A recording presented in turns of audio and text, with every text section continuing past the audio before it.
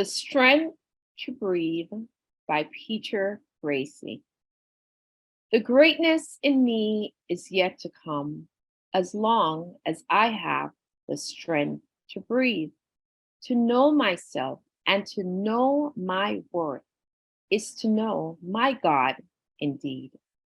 There is no such thing as I can't. There is no such thing as fear. Only false evidence appearing real, and the ones who do not care.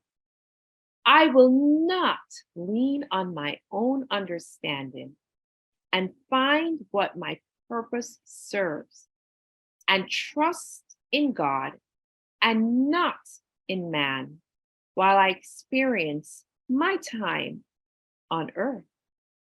I am balanced and I am focused. I was born to first follow, then lead.